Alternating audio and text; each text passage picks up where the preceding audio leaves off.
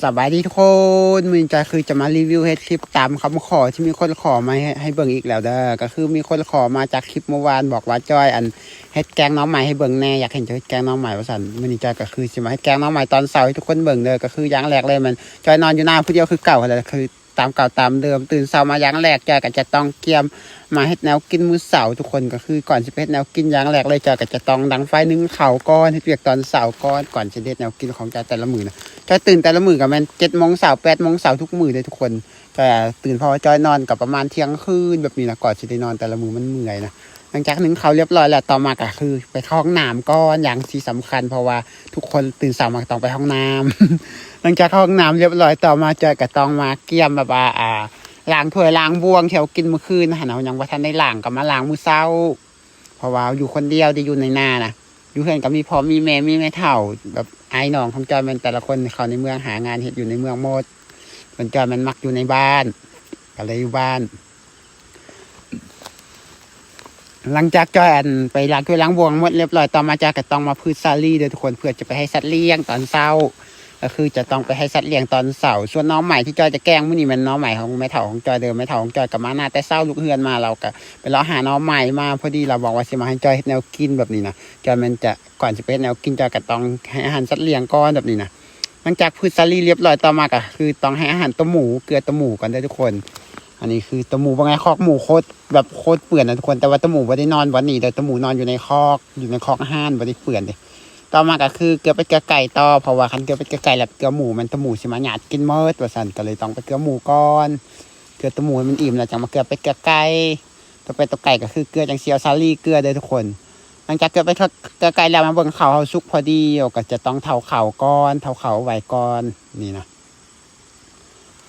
หลังจากเขาเฒ่าข้าวไว้เรียบร้อยแล้วต่อมาจอยก็ต้องไปให้อาหารสัตว์เลี้ยงต่อก็คือให้อาหารตัวกบแบบนี้เด้ออันนี้คือจะเป็นกบที่เอามาเลี้ยงก็เริ่มเลี้ยงได้ทุกคนเลี้ยงครั้งแรกแบบนี้นะก็คือประสบการณ์ยังบ่หลายแต่ว่าก็เลี้ยงเอาประสบการณ์นั่นแหละเฮาบ่เคยเลี้ยงมาก่อนแบบนี้กบก็คือจะมีทั้งไซส์น้อยไซส์ใหญ่แล้วก็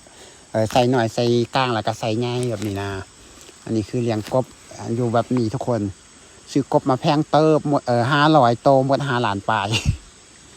ต่อมาจอยก็คือจะต้องมาเกลือตะป้านี่ปลาดุกอยู่ในกระซังเลยทุกคนนี่ปลาดุกคือเที่ยวเลี้ยงในกระซังเขาก็เลี้ยงมาได้เดือนปลายแล้วสำหรับปลาดุกนะหลังจากให้อาหารปลาดุกในกระซังแล้วต่อมาก็คือจะไปให้อาหารปลาดุกในบ่อดินส่วนดอกบัวที่เรามาปลูกก็เริ่มงามขึ้นเรื่อยๆเลยทุกคนเพราะว่าดอกบัวที่เราปลูกแบบอยู่ในหนองมันมีขี้ต้มเลิกแบบนี้นะต่อมาก็คือมาให้อาหารปลาในบ่อดินแบบนี้นะให้อาหารปลาดุกในบ่อดิน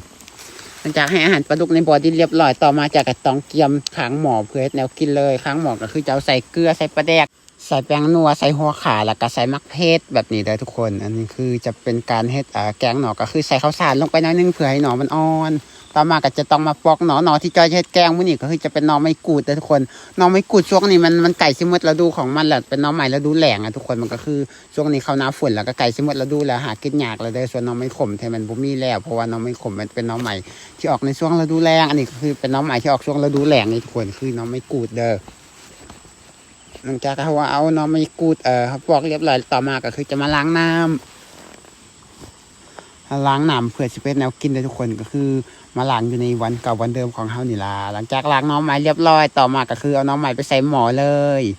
เอาน้องไม้ใส่หม้อไว้เรียบมันน้ำเดือดแล้วต่อมาจะก็ลืมอย่างหนึ่งคือลืมใส่ผักบัวกับผักบัวใส่น้ำผักบัวใส่แล้วเรียบร้อยต่อมาจะก็ต้องมาเลาะหาเก็บเอาผักเหม็นเพื่อจะไปใส่แกงน้องใหม่ด้วยทุกคน